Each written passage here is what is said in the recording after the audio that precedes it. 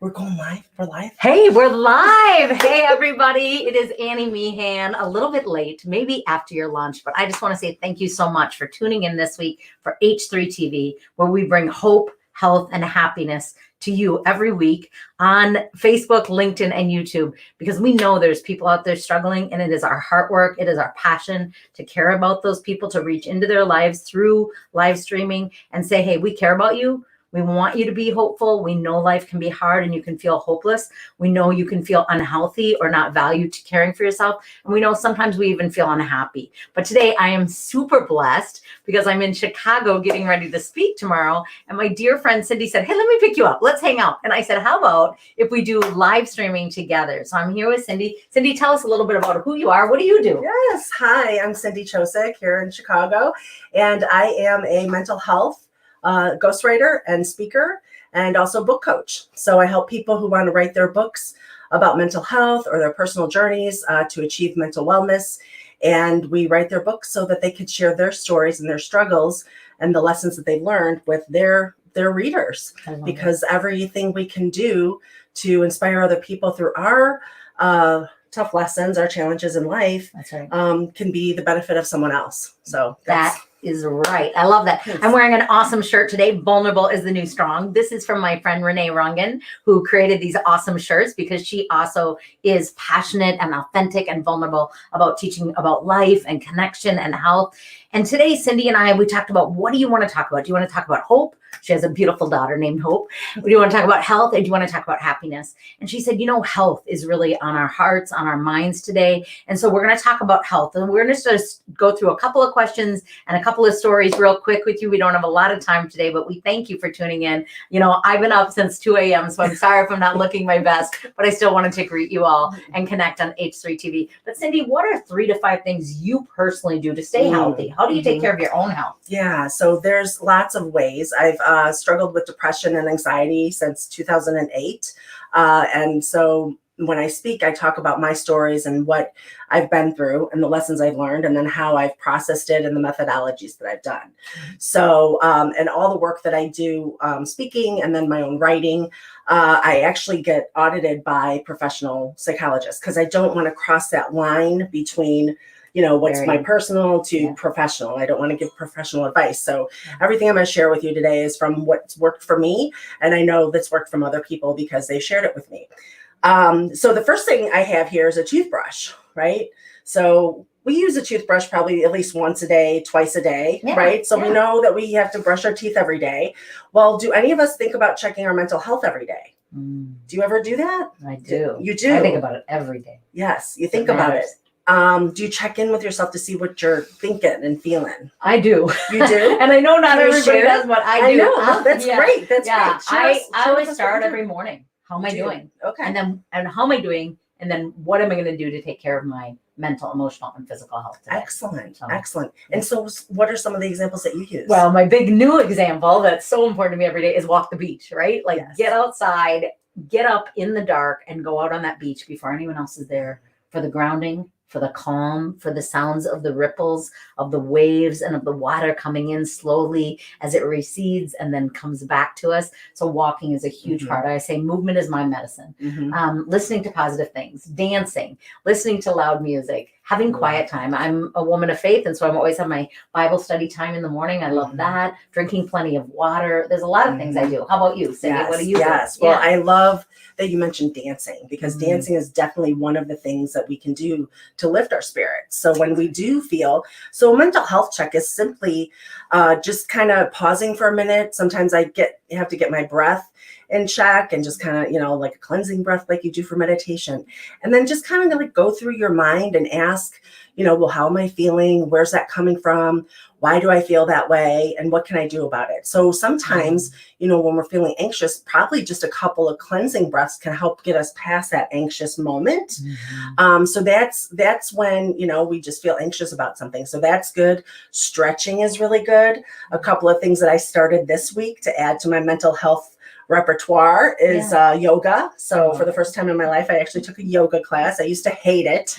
And Cindy and I agreed, yoga's not that easy. Like some people are like, oh, just do yoga. Easy. It's like, it's not easy, right? No, it's so not. Give yourself some grace if you are trying yoga and you're like, why do other people say this is easy? No, it's not Mhm. always easy. So Mhm. we're both on the same page Exactly. of like downward dog, not the easiest thing. We can do it, but Yes, it hurts. it It's is. a little It hard. does hurt. And I will say, it definitely made me feel better at night, because when I went to bed, I didn't have any back pain throughout the night and I had better sleep. So when we're talking about taking care of our mental health, it's really about taking care of our physical self too, Right. because the physical self, pumps up those good endorphins, those good feel endorphins. So, when you're feeling a little anxious, a little depressed, or a little blue, you can definitely, improve your mood just by exercising. So that's really good. And the other new exercise I started to was Tai Chi this week. Mm. So, and that is very nice because it's gentle on the joints. That's right. There's no downward dog required, and it's a slow motion. So it's almost like a combination of meditation and some form of movement, right? And then they also had Tai Chi and yoga, like a combined one where you do a little bit of yoga, hopefully not downward dog for those that don't do downward dog very well or feel uncomfortable, and then the slow movement. So that's really, really good. And there's a great program online for that. The other thing, so you mentioned walking on the beach. I like to walk. I'm in Chicago, so there's a lake nearby, about 30 minutes. But for me, it's walking in the Arboretum. Nature is so grounding for all of us. It's very healthy to get out there and just get the nature and the fresh air and everything. So it's very, very helpful for that. So that's something I do. So mental health check, walking in nature, exercise. Those are 3 things we've talked about so far. And then the other thing really is to understand what the symptoms are. So the symptoms of depression and anxiety, because that's my experience, are very different for each one of us. This is written proof information, right? So every one of us, for instance, like for me, I didn't know I was depressed. I just knew that I could, any moment, I felt like a rubber band, and I was as taut as it can be before it snaps. And I explained that to a friend of mine, a good friend of mine, and she told me that she thought I was depressed. And I'm like, what are you talking about? I have this house. I have a great husband. I have these great kids. We have clothes on our back, food on the table, and there's no reason for me to be depressed. And she just said, she's like, it's not something you can control. That's right. It's like diabetes, high blood pressure. It's a disease. It's not always situational. It Exactly. can be chemical as well. We recognize mental health. So understanding what the symptoms are, I could be, stretched thin. I could be crying. Someone else could be like a raging witch, or, just not wanting to get out of bed, not taking showers. So it's a whole spectrum. And things that I look, how you can look that up is, visit WebMD is a great website with it. Also Mayo Clinic. So those are 2 of my big sites I go to for information about this. So and talking to someone, make sure, because sometimes the websites can give us so much that we overwhelm ourselves more, and going to a professional, whether that's a therapist, a psychologist, or just your regular doctor, or even making a phone call to a nurse line and just saying, this is what I'm feeling. Is this normal? Is this okay? The nurse line, a lot of people have, with their corporations, have that dial in to health line. That's good. And I was mentioning the websites just to get an idea of the different breadths of symptoms, not to diagnose yourself. Yes. Please don't. But definitely make it that next step. And the other thing to know about that is, if you've been suffering with these different symptoms that you might look at for 2 weeks or longer, it's time to go see your doctor, like right away, like tomorrow or today. And the reason for that is it means that it's leading into something a little bit more serious. So you do want to go see your doctor, and then they'll just do a quick assessment, and they'll talk to you about it, and then they'll let you know what they think, and then they'll give you some options for treatments. And so Cindy, that's really helpful. I love that you use a symbol, because I think visually, so many of us learn visually, and this really helps us to okay, when I brush my teeth, I want to ask myself, how am I doing? And I always think of health in 7 different areas. There's a lot of different areas that affect our life and then affect our body, right? Most people think of just physical, but today we're talking about mental and emotional health. But one of the beautiful things about what you do, Cindy, is you help people write their story. And in journaling and writing, there's a lot of, it can be very cathartic. Many people feel like, I have a powerful story, I want to share it with the world. But I want to caution you and encourage you at the same time. If you have gone through a lot of trauma, a lot of pain personally, or in your family, or in people you love, emotionally, mentally, physically, make sure you've done your healing work first. So I would encourage you, journaling is part of that. maybe hiring a ghostwriter to write your story and not just to tell our story to tell it, right? Like we all have stories.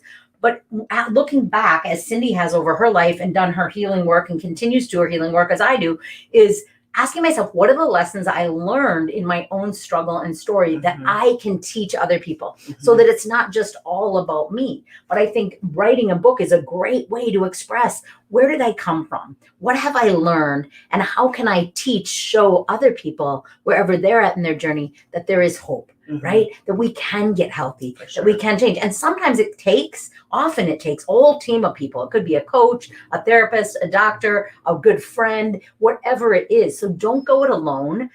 When you are feeling overwhelmed, get support. You shouldn't have to sit at home alone feeling overwhelmed. We both talked about we have lost people that we love too early in life. That suicide, people think that they need to get out. They can't see the light. They don't have that hope anymore. And for me, I'm so passionate about, let's talk about mental and emotional health so that you can get the help you need. There's no shame involved. When people feel suicidal, it's not that they want to die as much as they don't know how to keep living, because everything seems overwhelming. And so Cindy and I really are passionate about teaching people, encouraging people, get help. Don't go alone. Talk about it. Let's not say, how are you doing? And then walk away. Let's say, how are you doing? Really. Cindy met me at the airport today. It's just been a delight. We've gotten to hang out today. And I think, be that friend for people. Like people really need the connection. They need that friendship in their life. And so I think it's so important. So Cindy, what I wanted to ask you is, as you have really thought about your own health and taking care of it, if you could teach people one thing, if you could say to them, you know what, I am looking in this camera and I know there's someone out there hurting, right? We know there is. When they may never have told anyone, they may have told one or two people. What could you tell them? How could you give them some encouragement, advice, inspiration now? Thank you so much. Yeah. Well, first of all, for those of us who are hurting, and just know that there's always hope. Like Annie said, there is a sliver, there's a light, right? There's a light of hope. And for me, when I was suicidal last in 2014, and I do talk about that too, and help people think through that, there was a sliver of light in my living room, which shouldn't have been there. And as I meditated on it while I was planning my suicide, I didn't really know. Yeah, I didn't really know where it was coming from. And I just kept meditating on it. And I realized that on the other side of that light, life is going to be better. And so if I could just get through this moment of thinking that I'm in so much pain that all I can think of is ending my life is the only way out of this pain, because there's a lot of hurt. There's so much pain when you're in that deep darkness. And so for those of us who might be there or may not even be there, but just really struggling, the first thing you need to do is ask for help. People want to help you, but one of the things that we don't know what to do is we don't even know what to say. So all you need to really do is, and I'm not saying this is easy because it takes a lot of courage. There was one day I knew I couldn't be alone and I had to call my husband. And I actually had to go find him and pull him off the golf course because I knew that day I couldn't be alone. And so all I said to him was like, you know, I'm not myself today. I'm not feeling myself. I need some help, or I don't want to be alone. So those are the days when you really don't want to be alone. And if there's days where you're struggling and you just don't know what to say to get help, just say, you know, I'm really going through this. This is how I'm feeling. I don't know why. And just say that to someone, and for someone to come back and say, well, what are you feeling? Are you having dark thoughts? Talk to me about this. How can I help you? What do you think you need?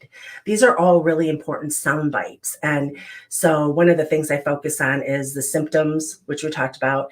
We talked about the sound bites and then the solutions. And we talked about some solutions, but some of those solutions, you know, are at reaching out for a friend that you trust. And then if you're not getting that help, there's a national hotline that you can call for suicide prevention. They also talk to you about health for depression or anxiety or other depressive symptoms. There's also other organizations like NAMI, SAMHSA, which is NAMI is the National Association for Mental Illness. For those that don't know. Yes. And then there's SAMHSA, which is the Substance Abuse, Mental and Mental Health association, or I can't remember that A word, but they're also there. And the reason why I mentioned them in the suicide prevention hotline is because they are 24/7 in the US, 365 days a year. And I can give it to Annie to put on your website or whatever, and that way you have a reference. Somehow we'll get it. Yeah. So what I'll have Cindy do is I'm gonna tag her on this post, and then I'm gonna ask her to share her information, any other tips that she thinks of that she wants to remind people. Brush your teeth and do a mental health check. Brush your teeth and do a mental health check. I think it's such a great visual for us. So Cindy, I know people are going to love you. You're an amazing woman. You're doing good work in the world. Yeah, thank you. And I'm with Annie. I mean, she's like an infusion of good mental health energy here. I mean, I've been happy all day. We've been having joy, Christmas joy early. I know some of you don't want the Christmas lights up, but our tree is up. And I just think every day should be a day of light and of joy, and not only experiencing it, but spreading it. And for those of you, I love that Cindy said, you know, be brave, ask for help, reach out to people. But I also want to invite those of you that are feeling healthy, those of you that are feeling strong, those of you that are feeling okay with yourself, even those of you that don't understand mental health. I've heard people say, well, isn't it just laziness? Couldn't they just pull themselves together? No, it's not, first of all. But second of all, if you are in that place that you are just grounded, you are just good, I'm going to ask you that in the next week, you find 3 people to look in the eye and to say, how are you doing? No, really. And you don't let them just get away with fine. I want you to ask them, what's going on with you? Tell me what you're celebrating. Tell me what you're struggling with. Like, I think we've lost this art of face-to-face connection due to our technical world, right? Like, we live on the phone and we live on the computer. But I want you to stop in the next week and look 3 people in the eye and say, how are you doing really? Because I'll tell you what, when I stop and do that, pretty much everybody, at least 80% says to me, you know what, I am struggling with my work, struggling with my marriage, struggling with my kids, struggling with my finances, my career, whatever it is. And they want someone to listen to. Being seen and listened to is so valuable. So I'll have Cindy write in the comments her how to get a hold of you. Is it, tell us how to get a hold of you? I was just talking about the hotlines. Yeah, I know you are, but I also want, I want you to share my contact information in there too. My website is soconnectedllc.com. There's a contact page on there. Feel free to get so connected with me anytime I can help you. I love that. So connected. That's what we need, right? Because when people feel seen and heard, it doesn't mean they won't have struggles. It doesn't mean they won't struggle with mental health or addiction or whatever it is, but it means they have a resource for that day that they really need someone. So I just want to thank you for being with us on H3 TV. I want to thank Cindy for being with us on H3 TV. Thank you for having me. And I want to say, take care of you. Remember, every single day, look for beauty. Be aware of the struggle, your own struggle or someone else's, and then ask, how can I serve? How can I serve one another? Thanks for being with us on H3 TV. See you next week. Take care.